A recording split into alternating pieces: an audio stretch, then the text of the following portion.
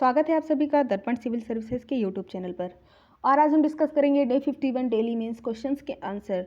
तो day 51 daily mains questions तो दिए गए थे 9, है ना। रोजाना 9 क्वेश्चन दिए जाते हैं एमपीपीएससी मेंस के, जिसमें आपकी सेल्फ आंसर राइटिंग प्रैक्टिस कराई जा रही है। सुबह आपको क्वेश्चन दिए जाते हैं, शाम को इनका मॉडल आंसर प्रदान किया जाता है। तो आप सेल्फ लेवल पर, मतलब खुद के लेवल पर इसके आंसर्स लिख के रख सकते हैं और शाम को अपने आंसर मॉडल आंसर से मिला सकते हैं और इसमें कमियां अपने जो भी हैं उसे सुधार कर सकते हैं। तो इस प्रकार से आपकी तैयारी जारी रह सकती है। तो ये हमारे जो 9 क्वेश्चन दिए गए हैं, पहले हम इसे देख लेते हैं। तो पहला क्वेश्चन दिया गया बर्नौली प्रमेय, है ना। और दूसरा क्या है, आवर्त गति। तीसरा है सैनता किसे कहते हैं।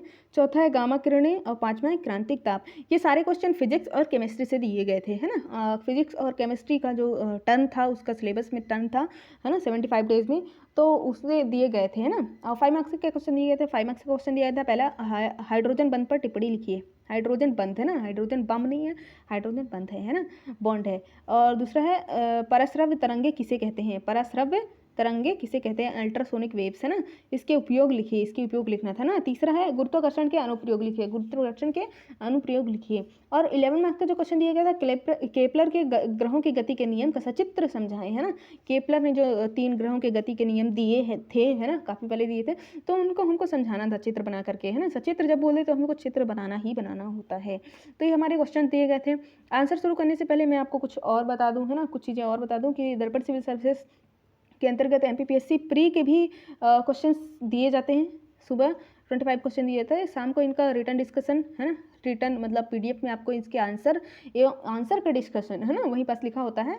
और इसके वीडियो डिस्कशन, अगर वीडियो डिस्कशन लेना चाहते हैं तो वीडियो डिस्कशन देख लें, है ना। अगर आप सिर्फ रिटर्न लेना चाहते हैं तो रिटर्न ले लें, है ना। अगर आपको इस सब की पीडीएफ चाहिए है, कि प्री का पीडीएफ चाहिए है, मेंस का पीडीएफ चाहिए, तो आप हमारे टेलीग्राम चैनल को ज्वाइन करें।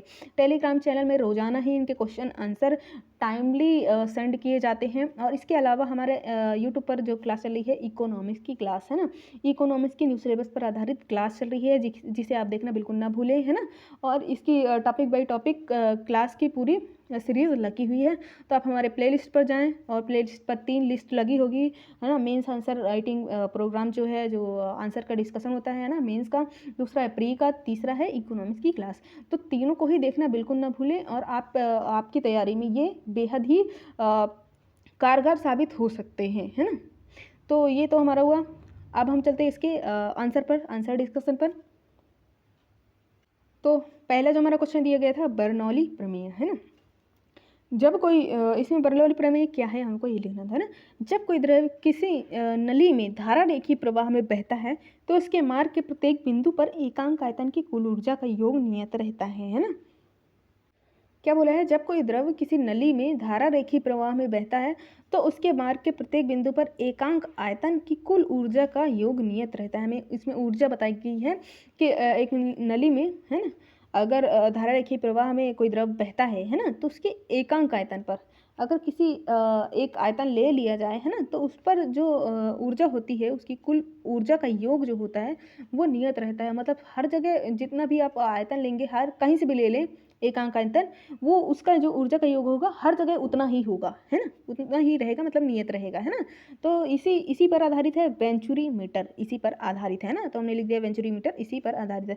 तो हमारी हुई बर्नौली प्रमेय, जिसे हम 3 मार्क्स में लिखे। 3 मार्क्स में हमेशा 10 शब्दों में लिखा जाना है। ये हमारे सिलेबस में दिया गया है कि 10 शब्दों में ही लिखा जाना चाहिए, है ना। तो 3 मार्क्स का 10 शब्दों में आंसर हमने दे दिया, है ना। अब जो नेक्स्ट पूछा था, आवर्त गति, है ना, आवर्त गति पूछा हुआ था। तो इसको हम लिखते हैं, निश्चित पथ पर गति करती हुई वस्तु जब एक निश्चित समय अंतराल के बाद अपनी पूर्व गति को दोहराती है, तो उस ऐसी गति को क्या कहते हैं, आवर्त गति कहते हैं, है ना।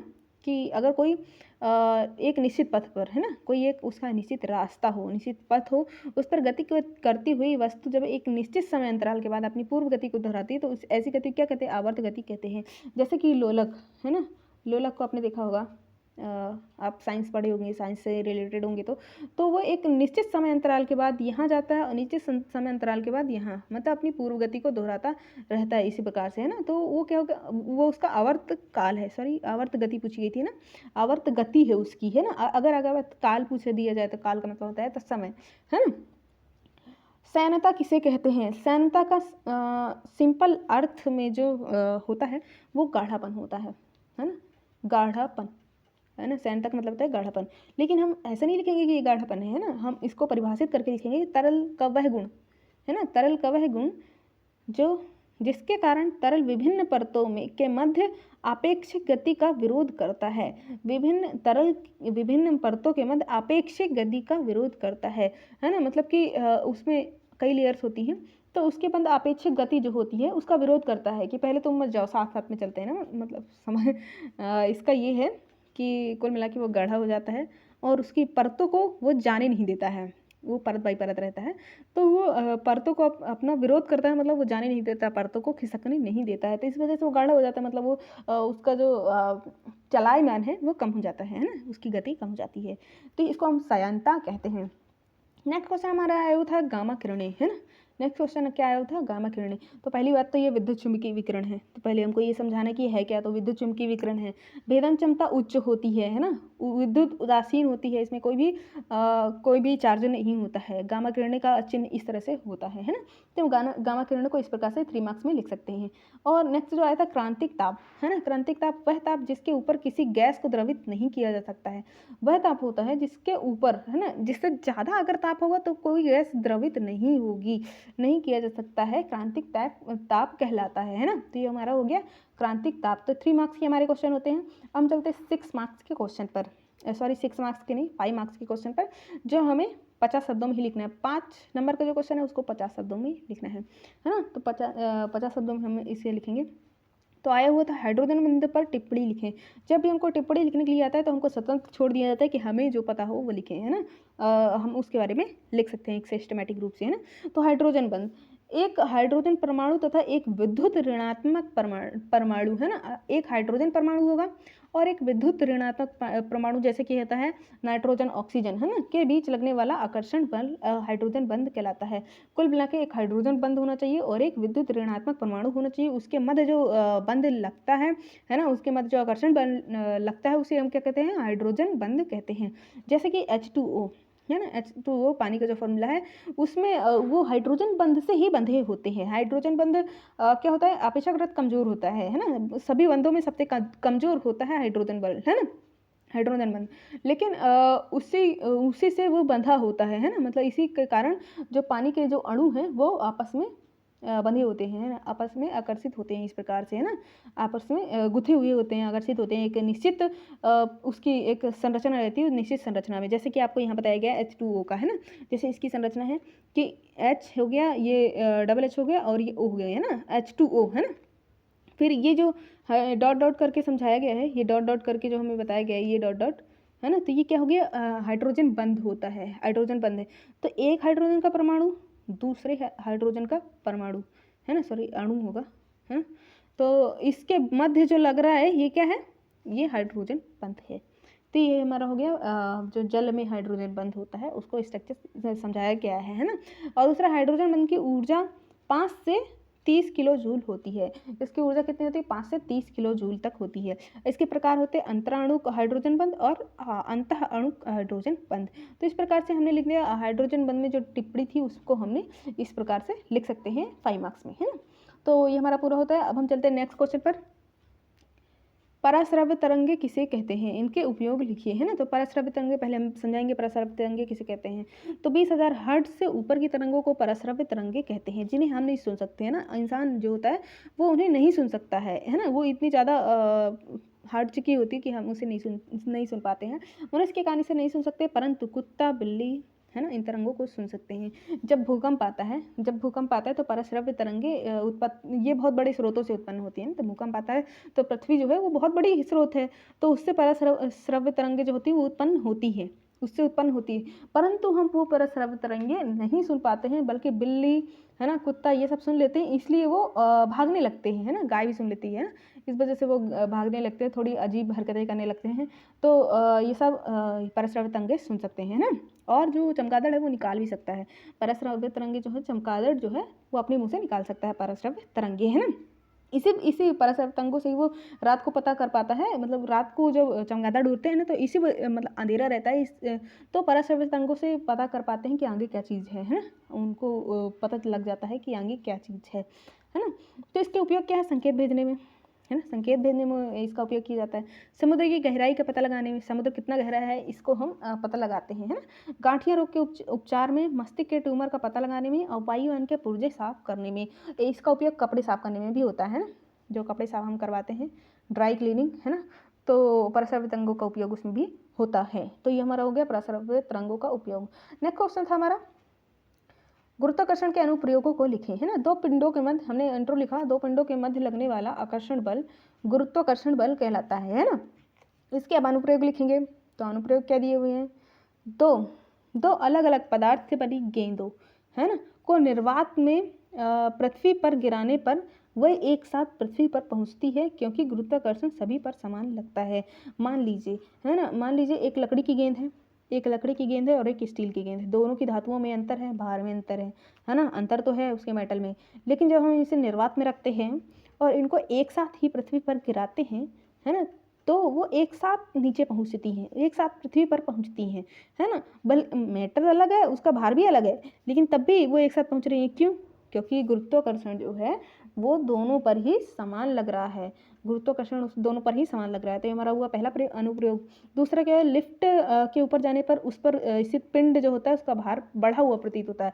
अगर आप कभी लिफ्ट में चढ़ते हैं ना, कोई भी लिफ्ट में चढ़ता है जो, है ना, लिफ्ट में चढ़ता है, जब लिफ्ट ऊपर जाने लगती है तो हमें अपना भार थोड़ा सा बढ़ा हुआ प्रतीत होने लगता है। क्यों? क्योंकि गुरुत्वाकर्षण हमें अपना नीचे खींच रहा है, लेकिन हम उसके विपरीत जा रहे हैं। तो उसमें क्या होता है, गुरुत्वाकर्षण जब हमें नीचे खींचता है तो हमें लगता है हमारा भार थोड़ा बढ़ा हुआ महसूस होता है ना। इस प्रकार अगर ऊपर से नीचे आते हैं तो हमारा हल्का हल्का लगता है, क्योंकि एक तो लिफ्ट भी हमें नीचे ला रही है, लिफ्ट भी हमें नीचे ला रही होती है, और गुरुत्वाकर्षण भी हमें नीचे खींच रहा होता है, तो हमें अपना भार थोड़ा हल्का महसूस होता है ना। तो ये दोनों ही कंडीशन होती हैं। और तीसरा है, पहाड़ी पर चढ़ते समय सदैव जो यात्री होते हैं वो आगे की ओर झुकते जाते हैं, है ना। जो उनका गुरुत्व होता है वो उनके पैर से सीधा होता है ना, आगे की ओर झुकने पर। अगर वो आगे की ओर नहीं झुकेंगे तो वो वहाँ से लुढ़क सकते हैं या गिर सकते हैं, है ना। तो इस प्रकार हमारा होता है थर्ड क्वेश्चन, गुरुत्वाकर्षण के अनुप्रयोग। अब हम चलते हैं 11 मार्क्स के क्वेश्चन में, जिसमें पूछा गया था ग्रहों के नियमों का सचित्र समझाएं। केपलर के ग्रहों को नियम को सचित्र समझाना था। तो पहले हमें हमेशा जब 11 मार्क्स का क्वेश्चन लिखते हैं तो उसमें इंट्रो लिखते हैं और बॉडी लिखते हैं और इसके बाद कंक्लूजन लिखते हैं।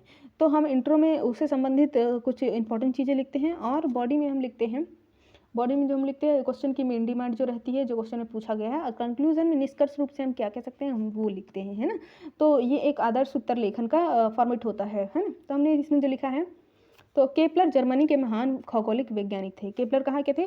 जर्मनी के महान खगोलिक वैज्ञानिक थे। इन्होंने ग्रहों की गति के संबंधित 3 नियम प्रस्तुत किए। कितने नियम प्रस्तुत किए? 3 नियम, जिन्हें केपलर के नियमों के नाम से जाना जाता है ना। पहले 2 नियमों को केपलर द्वारा सन 1609 में तथा तीसरा नियम 1618 में दिया गया है। तीसरा नियम थोड़ा डिफिकल्ट है, इस वजह से उन्होंने थोड़ा 9 साल बाद दिया था, है ना। तो प्रथम नियम क्या कहता है? तो प्रथम नियम कक्षाओं का नियम है, इसमें कक्षाओं का नियम होता है। तो सभी ग्रह सूर्य के चारों तरफ एक दीर्घवृत्ताकार कक्षाओं में गति करते हैं, दीर्घवृत्ताकार कक्षाओं में गति करते हैं, और सूर्य इस दीर्घवृत्त के किसी एक फोकस पर स्थित होता है। मतलब कि जैसा कि सूर्य है ना, ये सूर्य है, तो जो पृथ्वी है या कोई भी ग्रह है ये एक दीर्घवृत्ताकार बहुत बड़ा वृत्त होगा, और दीर्घवृत्ताकार में ये क्या कर रहे होंगे? इसकी परिक्रमा कर रहे होंगे। और सूर्य जो होगा वो एक किसी फोकस पर स्थित होगा, फोकस में किसी किनारे पर, कोने पर स्थित होगा, है ना। ये कोना हो गया, तो ये हमारे किसी कोने पर स्थित होता है। तो प्रथम नियम कक्षाओं का नियम कहते हैं कि ग्रह जो होंगे वो दीर्घवृत्ताकार कक्षाओं में गति करते हैं, है ना। दूसरा नियम अब क्या कहता है? ये हमने जो चित्र बनाए ये आपको सचित्र जरूर ही बनाना है, क्योंकि क्वेश्चन में पूछा गया है कि सचित्र वर्णन करना है ना। तो दीर्घवृत्त जो ये है ये सचित्र बनाया गया है ना, दीर्घवृत्ति से कहते हैं, जो इसकी कक्षा होती है। द्वितीय नियम क्या कहता है? क्षेत्रीय चाल का नियम, क्षेत्रीय चाल का नियम, है ना। तो इसके अनुसार क्या है? इस नियम के अनुसार प्रत्येक ग्रह उसकी क्षेत्रीय चाल का मान हमेशा नियत रहता है। क्षेत्रीय चाल का मान हमेशा नियत रहता है, मतलब कि एक समय में जितना वो एरिया कवर कर रहा है, एक निर्धारित समय में जितना वो एरिया कवर कर रहा है, वो हर बार कवर करेगा, है ना, हर बार ही कवर करेगा। मतलब कि अगर यहाँ पास आ जाएंगे तो यहाँ पास तो बहुत कम एरिया हो जाएगा, क्योंकि सूर्य एक फोकस पर स्थित है ना, तो वो यहाँ पास क्या होता है, उसका टाइम बढ़ जाता है, मतलब वो बहुत जल्दी से यहाँ से निकल जाता है, बहुत जल्दी से ही निकल, जब सूर्य के पास ग्रह होता है तो वह बहुत जल्दी से ही वहाँ से निकल जाता है। लेकिन जब सूर्य से दूरी पर होता है तो वह थोड़ा स्लो स्लो चलता है ना। तो इस प्रकार से जो इसका क्षेत्रीय मान होता है, जिसकी क्षेत्रीय चाल होती है, हमेशा नियत रहती है, चाहे वह यहाँ पास हो और चाहे वह यहाँ पास हो। यहाँ पास होगा तो इसका क्षेत्र मतलब ये इधर से इधर तक कवर करेगा, है ना, एक नियत समय में, एक नियत समय। लेकिन यहाँ पास होगा तो ये इतना इतना ही कवर करेगा। तो इस प्रकार से हमारा क्या होता है कि क्षेत्रीय जो चाल होती है उसका मान हमेशा नियत होता है ना। इसमें जो समझाया भी गया है कि एरिया 1 है, A1 है, एरिया A2 है ना, ये T1 टाइम में, ये T2 टाइम में कवर किया हुआ है। स्लोअर लाइन स्पीड मतलब इसकी लाइनर स्पीड जो रहेगी, कक्षा में चलने की जो चाल है वो स्लो रहेगी, लेकिन अगर वो सूर्य के पास में है तो फास्टर लाइनर स्पीड, मतलब कि उसकी लाइन की स्पीड होगी, मतलब कक्षा की जो स्पीड होगी चलने की, वो उसकी बहुत फास्ट हो जाएगी ताकि वो एरिया कवर कर पाए, है ना। तो ये हमारा सेकंड रूल कहता है ना। इसे हम इस प्रकार से लिख सकते हैं व्यंजनिक रूप में, है ना, A1/T2 और A2/T2, है ना। तो हम इस तरह प्रकार से लिख सकते हैं। और हम इसमें एक चीज़ और लिख सकते हैं कि जब ग्रह सूर्य से दूर होते हैं तो उनकी चाल धीमी तथा जब वह पास में होते हैं तो उनकी चाल अधिक होती है। वे जल्दी वहाँ से निकलना चाहते हैं ताकि वो ज़्यादा से ज़्यादा एरिया कवर कर पाएँ, है ना। तृतीय नियम क्या कहता है, परिभ्रमण काल का नियम, है ना। किसी भी ग्रह द्वारा सूर्य के चारों ओर, है ना, सूर्य के चारों ओर एक चक्कर लगाने में लगा समय का वर्ग, है ना, लगा समय टी, है ना, टी का वर्ग, जितना भी वो एक चक्कर लगाने में समय लगता है, उसकी दीर्घवृत्ताकार कक्षा के अर्ध दीर्घार्ध, है ना, दीर्घाक्ष के तृतीय घात के समानुपाती होता है। जैसा कि ये सूर्य है ना, सूर्य है और ये पृथ्वी है ना। तो ये एक चक्कर जितने समय में लगाएगी उसका स्क्वायर, सॉरी ये टी है ना, टी का स्क्वायर, एक चक्कर जितने में लगाएगी टी का स्क्वायर, उसके दीर्घ वृत्ताकार, उसका जो दीर्घ वृत्ताकार है, जैसे सूर्य है ना, सूर्य है और ये पृथ्वी है, तो ये इसकी जो कक्षा है ये दीर्घ वृत्ताकार कक्षा है ना। दीर्घ वृत्ताकार का ये है व्यास, ये पूरा होता है हमारा क्या होता है व्यास, है ना। इसके अर्ध दीर्घाक्ष मतलब कि इसके आधे, मतलब इसकी त्रिज्या, है ना, इसकी त्रिज्या के तृतीय घात के अनुपात के समानुपाती होता है। मतलब उसमें जो टाइम लग रहा है उसका स्क्वायर, है ना, उसके समानुपाती कौन है, उसके आर स्क्वायर, मतलब कि उसका दीर्घाक्ष, है ना, उसका त्रिज्या। इसलिए नहीं कह सकते कि वो वृत्त नहीं है। वृत्त अगर वो बिल्कुल से गोल, अगर जो पृथ्वी का जो कक्षा है वो बिल्कुल से गोल होती तो हम उसको क्या कह सकते थे, त्रिज्या कह सकते थे, लेकिन हम उसे दीर्घाक्ष ही कहेंगे क्योंकि वो गोल नहीं है, जबकि वो दीर्घ है ना, दीर्घ वृत्ताकार है। तो इस प्रकार से हम इसको नहीं कह सकते। तो हमारा तृतीय नियम होता है टी स्क्वायर, है ना, समानुपाते आर की स्क्वायर, आर की क्यूब, है ना। टी इसमें परिभ्रमण काल है और आर क्या है, दीर्घाक्ष है। और हम इसमें कंक्लूजन लिखे हैं, केपलर ने अपने उपरोक्त नियमों के माध्यम से सौरमंडल में ग्रहों की गति को बताया है ना। जो इन्होंने नियम दिए 3 नियम, उसके माध्यम से उन्होंने सौरमंडल में ग्रह किस प्रकार से गति करते हैं उनको बताया है। तो इस प्रकार से हमारा होता है 11 मार्क्स का क्वेश्चन। और आज के हमारे डे 51 के भी सारे क्वेश्चन होते हैं।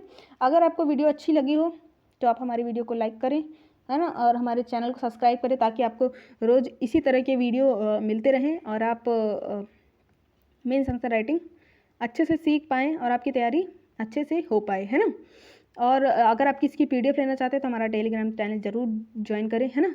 और कुछ दिनों बाद इसके जितने भी क्वेश्चन हैं, लगभग 2000 क्वेश्चन इनकी भी पूरी एक बुकलेट आने वाली है, तो उसे भी आप परचेज़ कर सकते हैं। अभी आई है 500 की, 500 प्रश्न और उत्तर, 500 प्रश्न एवं उनके मॉडल उत्तर, उसकी अलग अलग जैसे कि पेपर 1 है, पेपर 1 की आ चुकी है, पेपर 2 की आ चुकी है और पेपर 3 की और 4 की भी आ चुकी है। तो इसे आप ले सकते हैं, है ना, इसे आप परचेज़ कर सकते हैं। तो हमारे टेलीग्राम चैनल को ज्वाइन करें और इसकी लिंक, अगर आप परचेज़ करना है तो इसकी लिंक डिस्क्रिप्शन बॉक्स में दी गई है, वहाँ से भी आप ले सकते हैं। धन्यवाद, आज के लिए इतना ही। अब मिलते हैं day 52 daily mains answer writing programme के साथ, है ना। तब तक के लिए धन्यवाद, सुरक्षित रहिए, पढ़ते रहिए।